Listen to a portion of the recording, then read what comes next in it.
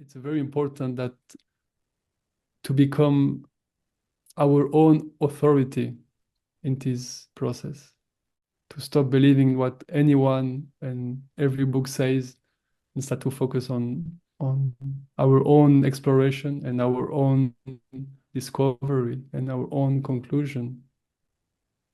If I give authority and trust outside, it's one thing. But if I don't explore it for myself and it doesn't become a fact for me, it's still a belief. No one will be satisfied with beliefs. We want to be sure, right? We want to feel it. We want to, yeah, it's a reality for me. And I think this is really what is interesting and what everyone kind of wants, right? I want to feel deeply happy with what is here. And I want this happiness to depend on nothing but myself, you know. Yeah, find that love for life, like you mentioned. Yeah. Hello, David. Hello. It's great to finally meet you. Yeah, me too. I'm very happy about this meeting. Today I'm talking to David Yes. Bonny, and we are here to talk about awakening. First question first. How do you define awakening? What does it mean to you? I mean, there are so many different definitions, so many different awakenings as well, and people are seeing this from different angles. If I say word awakening, what does that mean to you? Really nothing, because I didn't use it. I don't use this word, and I didn't use it. It's just very recently that I find myself with this word appearing more and more through people, through the information that I'm getting. But but if I have to use a word, I would say it's more a process of realization. Mm-hmm. I think from our perspective, it sounds better and more accurate. There So what is the process of realization? Realizing what? Yeah. I think there are different steps, but mainly the main purpose is to be able to differentiate between imagination and what is actual. This is kind of, in essence, this is kind of what we are talking about here. Wonderful. I agree. It's like out of the head into reality, or out of the head into actuality of experience, out of the stories into what is presently here. Yeah, exactly. Could you share a little bit about your story or what happened in your experience, how you came to this realization?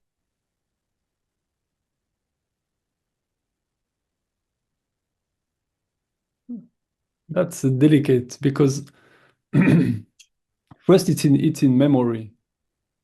So whatever I say, we will not be the actual event. So I think it's important to be mindful about that. Mm-hmm. I think what happened, I was suffering. I was suffering psychologically. I was emotionally, I felt terrible. And because of that, I was doing bad things for my body. So I was in pain also. So it just, there was a very strong impulse to find some kind of peace, of release, of just being calm and happy, you know. And through this process, I kind of start with a very, very strong impulse of seeking. Mm-hmm. You know, so at first I was seeking the world through object and relationship, and this didn't work. So then I went through some kind of seeking through therapy, some kind of trying to find balance with my psyche and my emotions and trying to do things in that dimension, and this didn't work. So then the last resort was spirituality, right?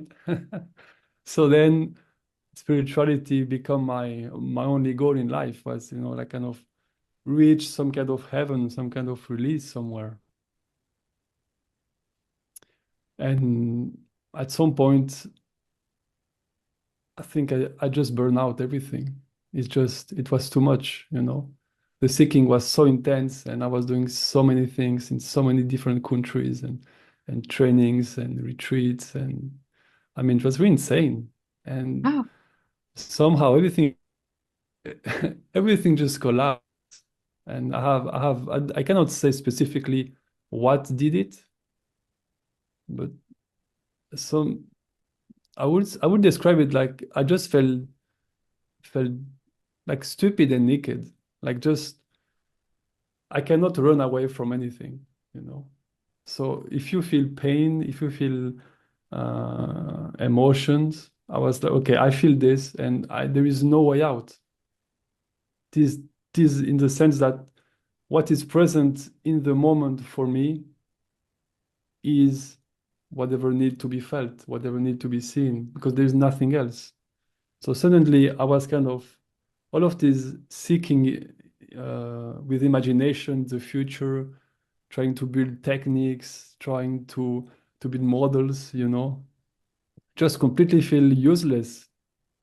And I was just felt at the moment, with everything that I was avoiding, which mainly was very strong sensation in the body that was unbearable at the moment.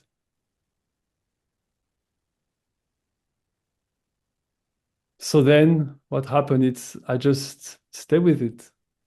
I remember I had I had every morning 9:30, because I had a full-time job, so, and have many things going on, so I couldn't kind of have a break of my uh, everyday life. So the only time I had was at 9:30 to 10, half an hour. I said, okay, I have half an hour to feel all the pain that I feel all in the oh, world, inside and everything. And I just felt it for 30 minutes, and it was like a black hole of of sadness, of loneliness, of everything that is, we can say that is negative or difficult to feel.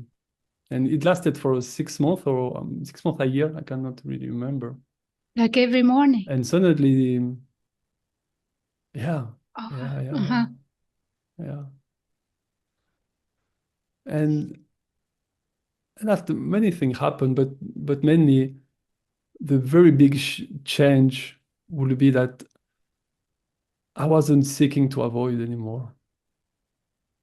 Every time there was something happening emotionally and in my body, I was able to do my best to stay with it and to feel it the most possible, the most intimate way possible. And of course, through time, there was still the habit. There was many things still going on, because everything has some kind of momentum. So even if the realization it's obvious and instantaneous, there is a lot of things which kind of still unfold and still happening. And through the years, everything seems more integrated, and it went to stop seeking, through be with what is here, exploring, and now it's really the appreciation and the beauty that is left, almost. Almost. Wow. Thank you so much for sharing. It sounds very intense to just have half an hour for feeling, and then again you put your mask and go and have your daily life. It's very intense.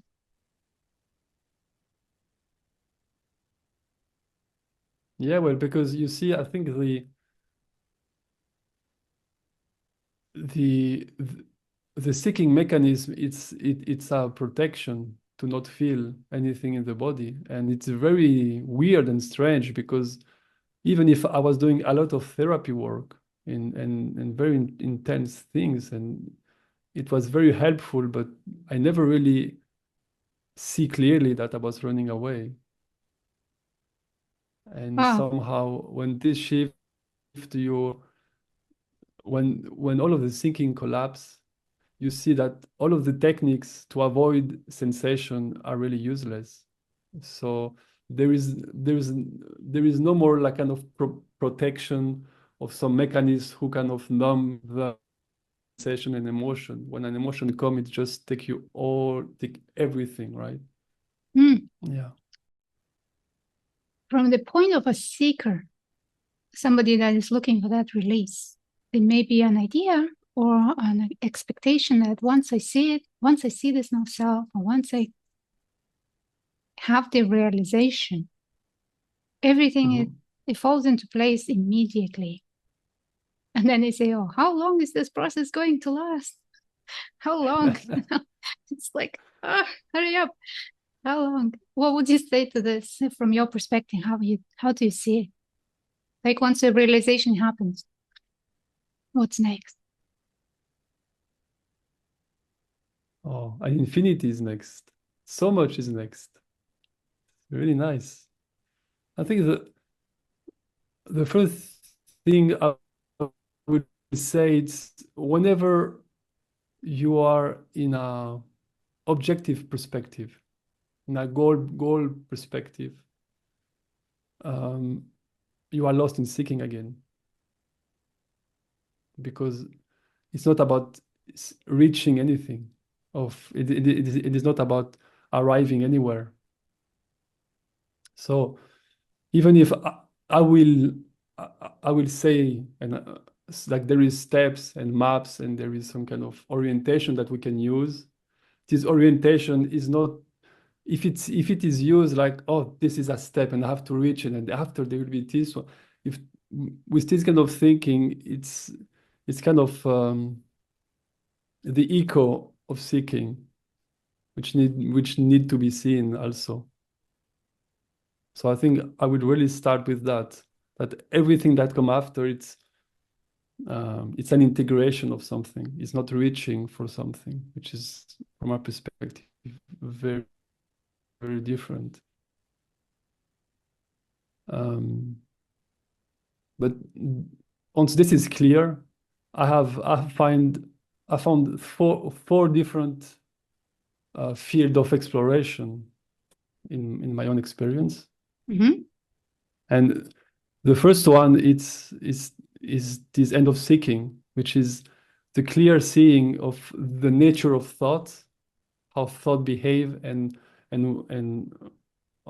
what they do in our experience, which is mainly creating a separate entity, which supposedly it's the source and is receiving all of the information. This is the first layer that thinking it's putting, and after it's putting an overlay of concept into everything that appear, into raw sensations, into perceptions, and everything. So I think this is the two layer that we need to discriminate very clearly at the beginning.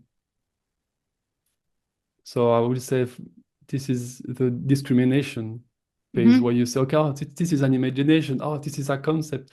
Oh, yeah, okay, this is a story. Okay, this is in time, but time is just a thought. So you start to find some kind of clarity, in your own experience. And this is very important.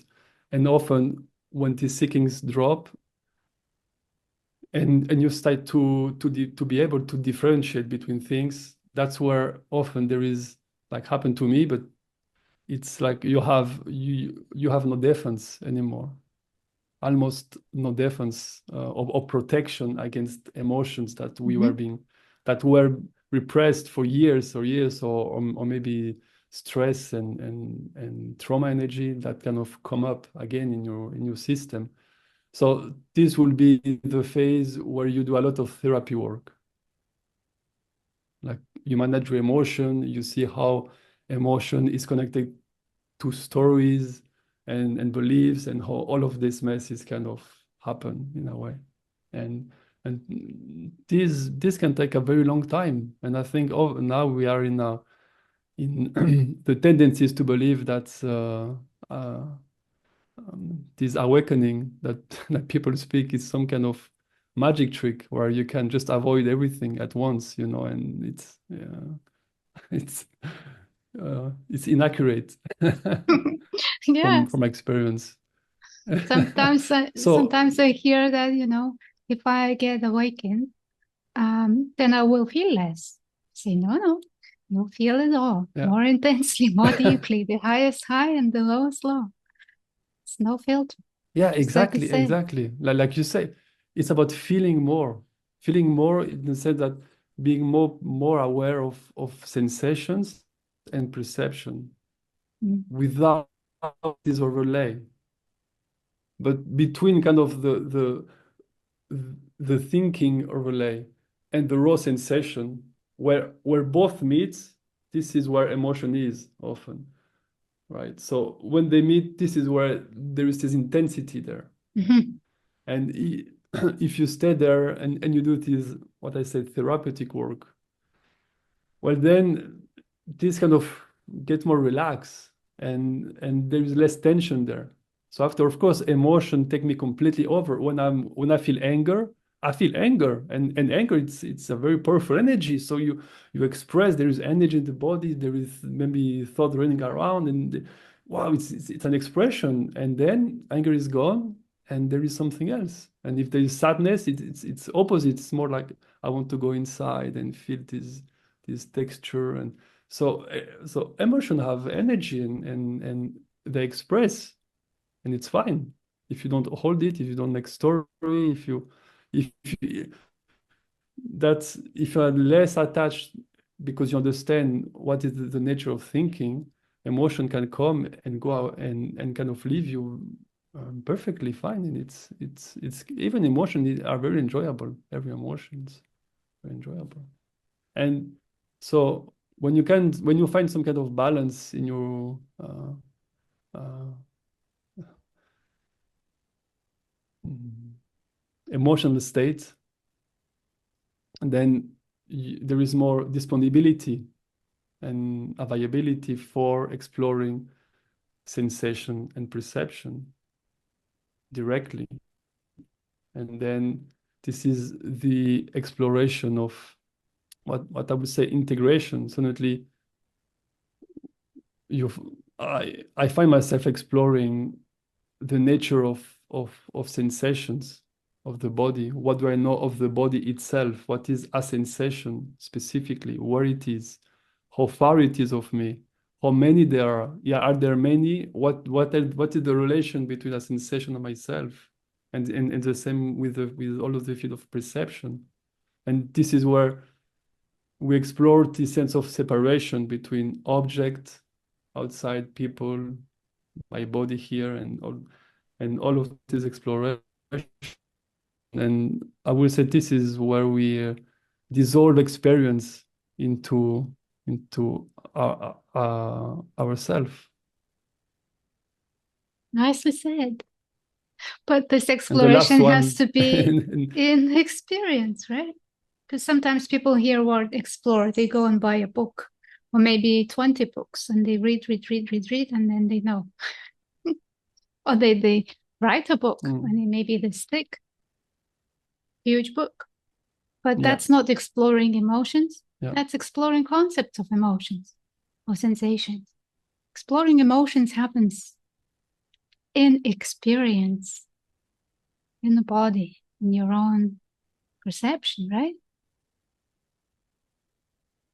yeah, yeah. I mean, I think we all have to start somewhere. I mean, not everyone, but I had to start where I was, and with the tools that were available to me. And to me, the first was intellectually.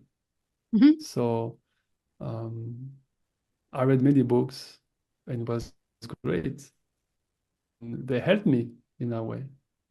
But as you say, it is true that at some point you have to sit and be with your experience as it is in the moment, with this sensation right here, yeah, exactly this. And then, but this is boring. Yeah, so feel this boredom, where it is, how it behaves, how it moves, what texture does it has, where it is in the body, in the front, in the back. It is, I mean, it's to be very curious, but as you say, this is the great difficulty, right?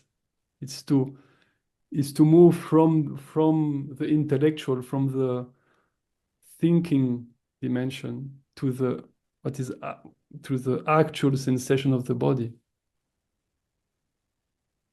This is a big difficulty also because thinking creates a mental body somehow.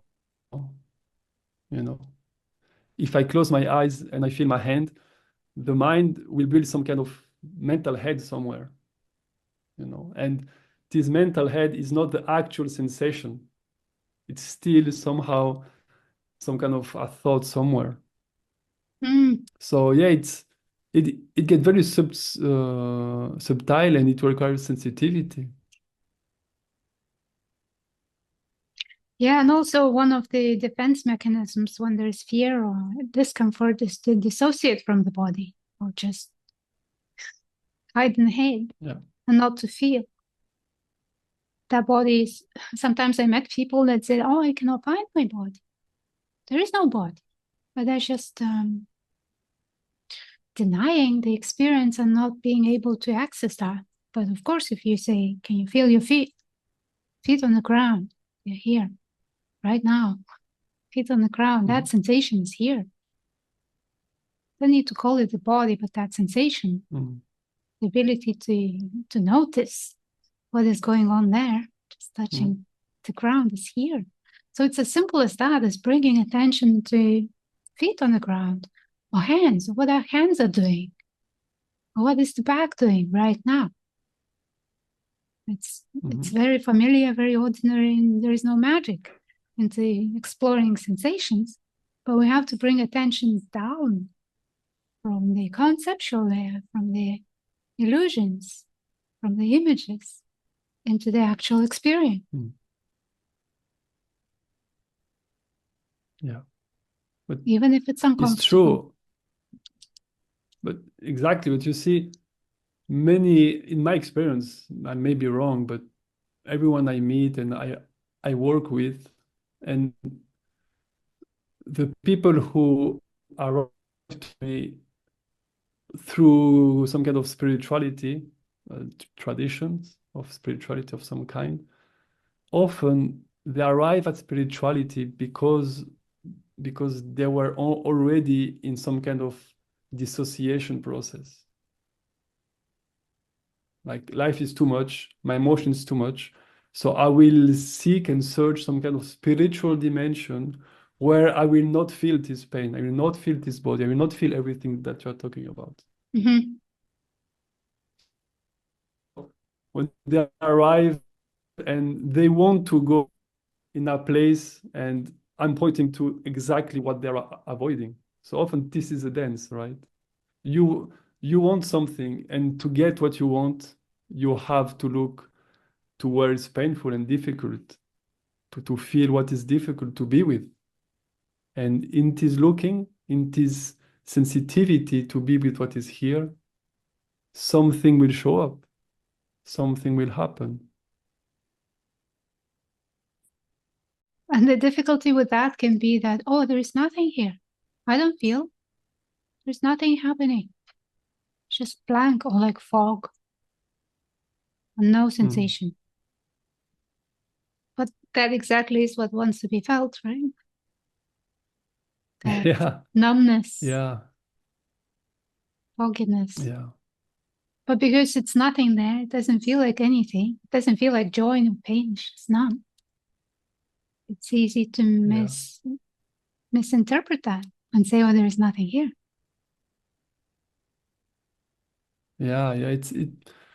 If I use the frame of the nervous system, it's very interesting because with the nervous system, there is a window of presence. right? Like your nervous system can be you have everyone's have some kind of window between which you can be aware, right, of anything, but mostly sensations. So if you haven't done a lot of emotional work, your emotional window, that means the nervous system can be with emotion, which is energy in the nervous system, is very narrow. So when there is an emotion and it's too much, it will be too much very, very fast. Very, very fast is too much. So at this point, the defense mechanism kind of kick in and they do what they do. So what happens is you get activated, and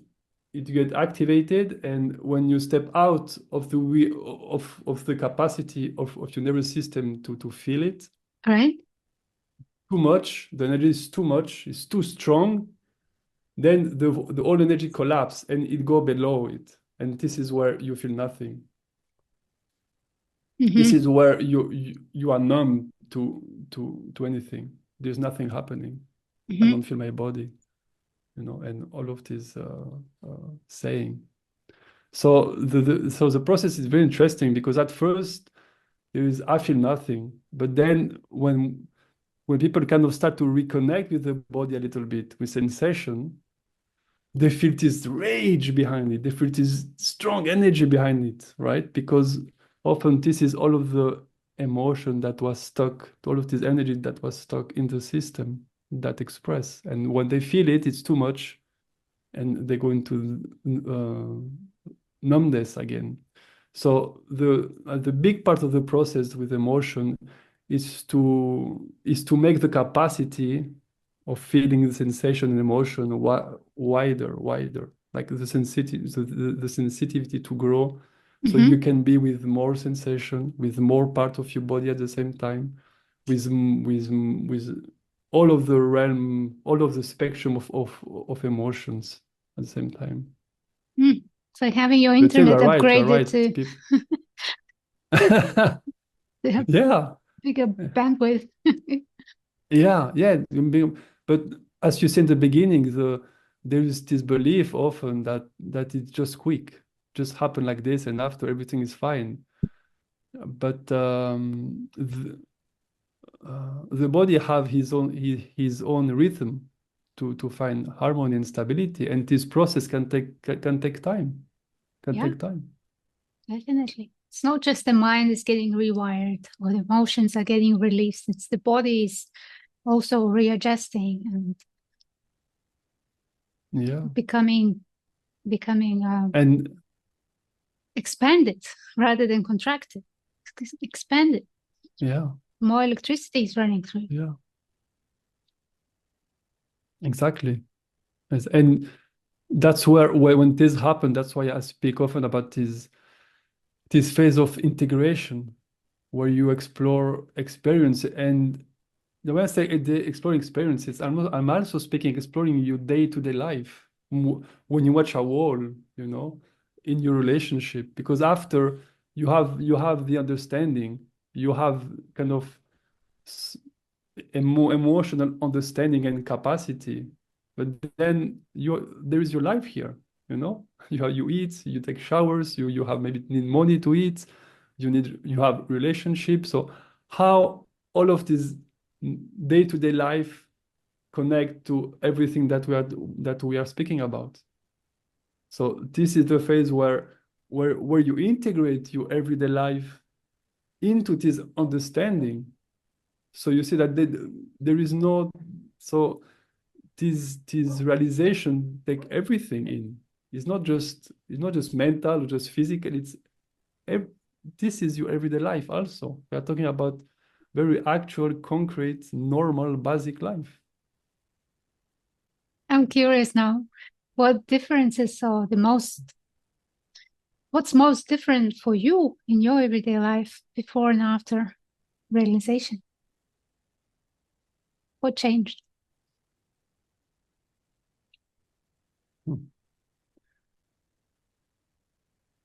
The two main things, no, I would say three. I think the first one is I'm not seeking. when in the sense that when I'm confronted to a difficulty, it can be a money difficulty or a conflict in relationship or some kind of in life where you have a situation that you want something to happen and apparently it will not happen the way you want. So first I'm not avoiding, I'm not going to imagination. I'm just, okay, I really want this to happen. I feel a reaction in my body, so I feel this reaction. I'm also aware of the story. And so it's kind of, I take everything in without trying to escape the moment, to believe that there is some magical solution. And so it's a broader understanding of what's happening. So I think this is very nice. And the second, it's my capacity to be with sensations and emotion is just growing and apparently almost to infinity.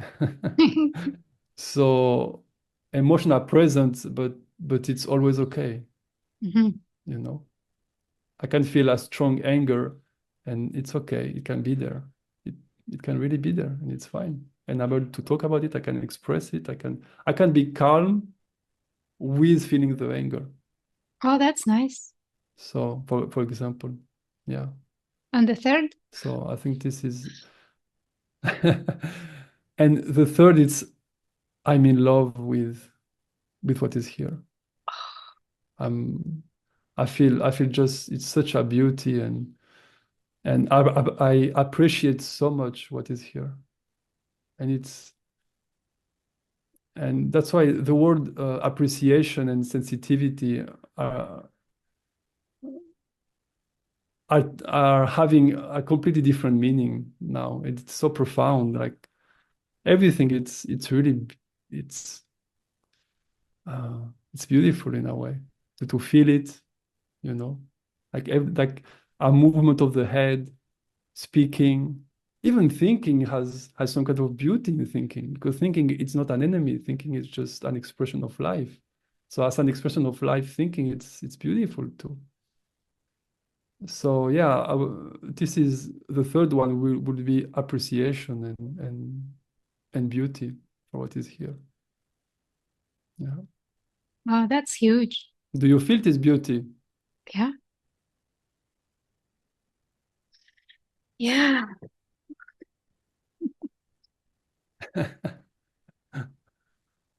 Like there's things may be happening, but it's okay. It's all allowed.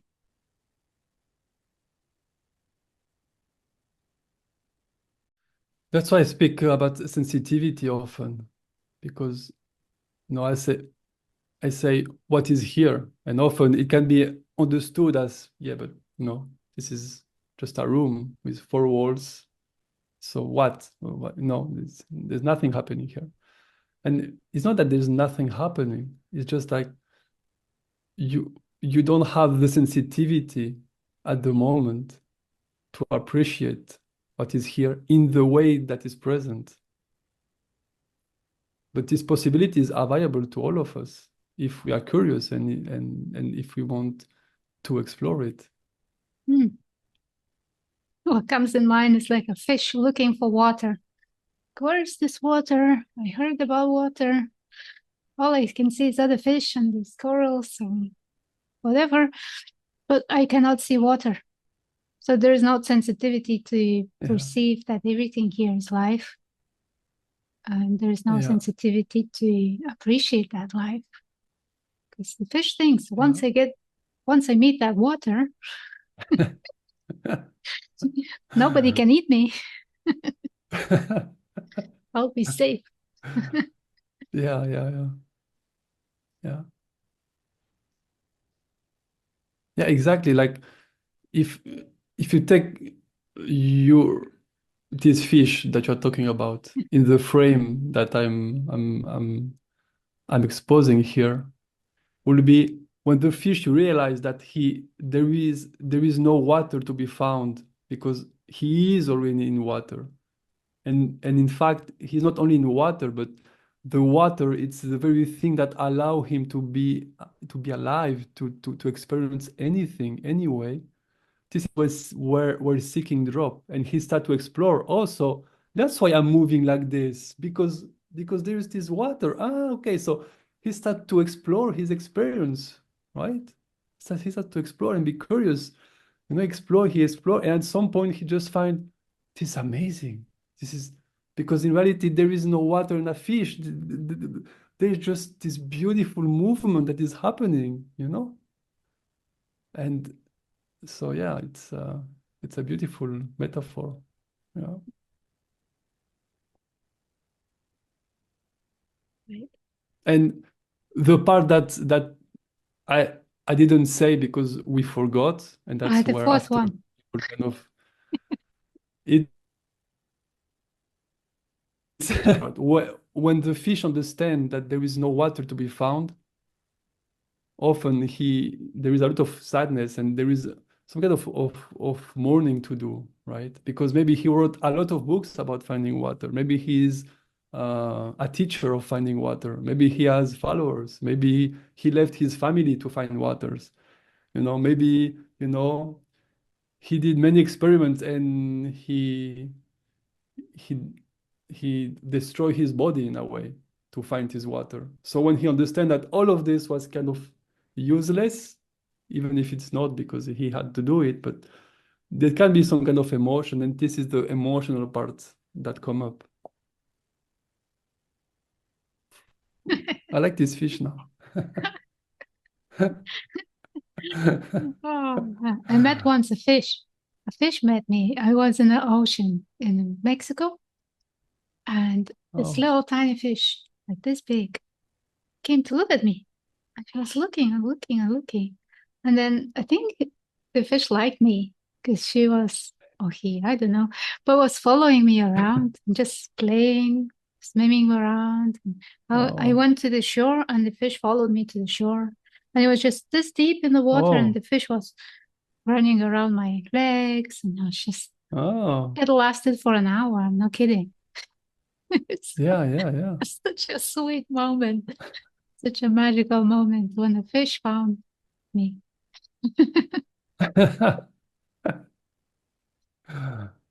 Yeah, Who knows what's going on in the fish's minds, isn't it? We don't know. yeah, we don't know.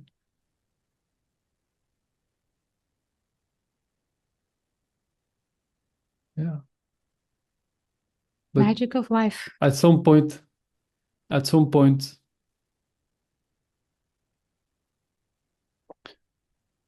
we stumble into this unknown. Um, there is no capacity to understand what is here. There is nothing that can encompass that is large enough to understanding, and there's nothing outside to kind of look at it and understanding, because it's impossible. It's too dynamic. It's too big. There is no border. There is so yeah. When you say magic of life, this is a nice way to say I have no idea what's happening. Yeah, from the eyes of a fish, it's like, what is this ocean? What is this ocean? How big is it? No idea. No idea. Yeah, And yet it can be there, eat and drink and make friends and be eaten. yeah, yeah, yeah. There is this belief that because I'm watching another person, I'm aware of what this person is feeling or living. There's some kind of belief that I can connect to some, but the other person is like the fish. I have no idea what they are actually living. I don't know really. If people say I'm happy, I have no idea, you know, what is behind this happiness, or what do they really mean, you know? So they say the word, I take the word in, and I can connect to what this word in myself, but I don't know really what the other is feeling. I don't know what I fish is feeling. I don't know. I have no idea. Yeah. Nice. Nice not to know. And yet it's one of the biggest fears of not knowing, not understanding. So that seeking is driven towards understanding and trying to know, to feel safe. Yeah. Yeah. It's very weird. It's because there is a part of thinking which analyze it. It's a problem solver.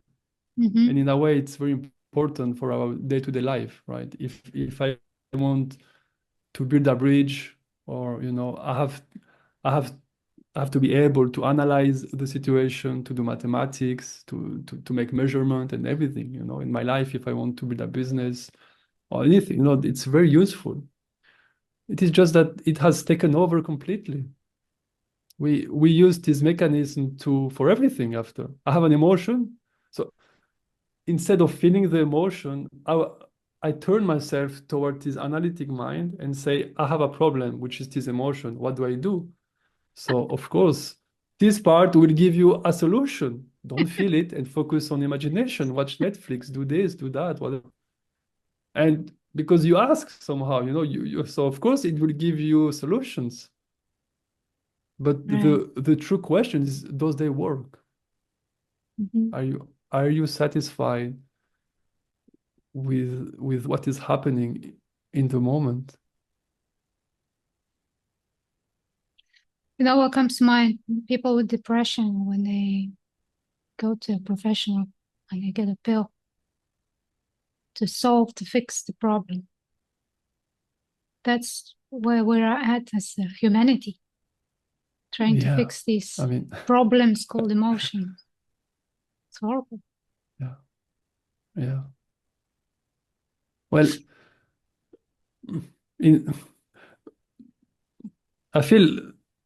I want to be precise, right?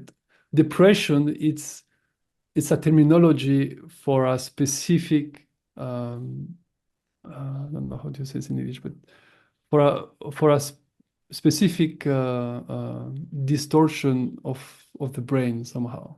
So there is people who really have depression in the sense that it's mechanically there is some problem, mechanical problem, which medicine can be useful.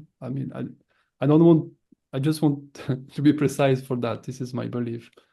But now this word depression is used for anything, I feel sad for 2 days in a row, I'm depressed. This is it's the wrong word. You are just having strong emotions, and often we have tendency to make things into some kind of pathology, like depression. So when it's a box, it's even more difficult to after, because you have to undo the belief in the box, and after you have to feel the emotion anyway. Right. So in my story, for example, when I was sharing what I was feeling, well, it was very strong. It's true. It's true that I had panic attack, and I lost myself in cities and all of. But anyway, at the beginning I was sharing it, and people was, you are depressed, and somehow they wanted me to adopt this belief that I was something, that this thing was here and this was a true problem and everything. And it's very dangerous to do that, as you say, because after you can enter into some kind of path or loop and take medicine, and after the medicine have consequences, and you enter some kind of loop that I think we have to be very, very careful with that. With the word first, depression, be very clear. And after, what do you do once you are clear? What is the correct path, Because I wouldn't advise everyone to explore this process of realization. Oh, no. I wouldn't say to anyone. Some people just want to have a happy human life, have a family, fall in love, go to holiday, and be happy. And if that's what you want, that's great. You go to a therapist, you find a good therapist, which is difficult, but if you find one, just, explore your emotion, find some equilibrium in your life, and move on. It's perfect. There is no need to put everything into some kind of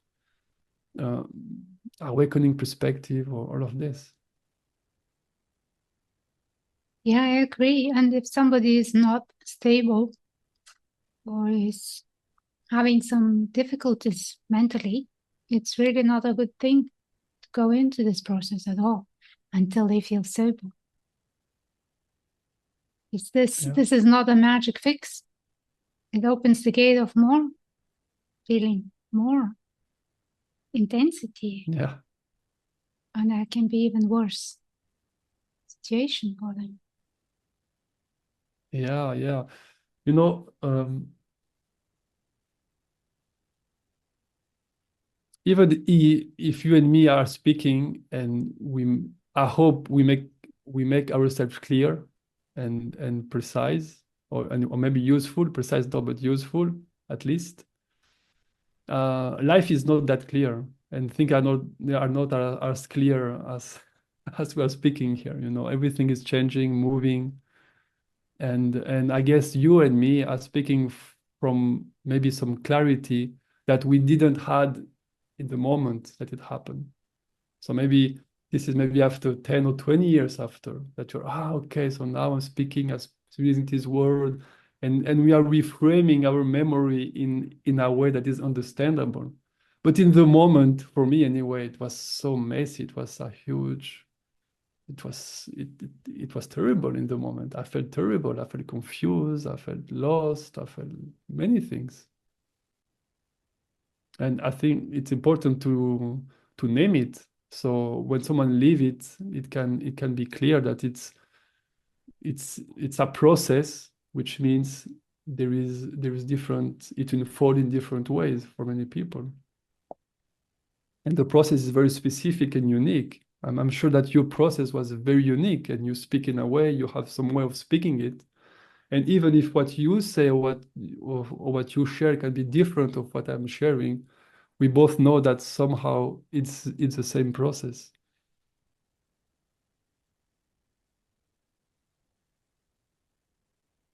David, can you tell a little bit about your work? Because you work with people and you guide and at Liberation Unleashed. Can you tell a little bit who can come to you and why they could come to you?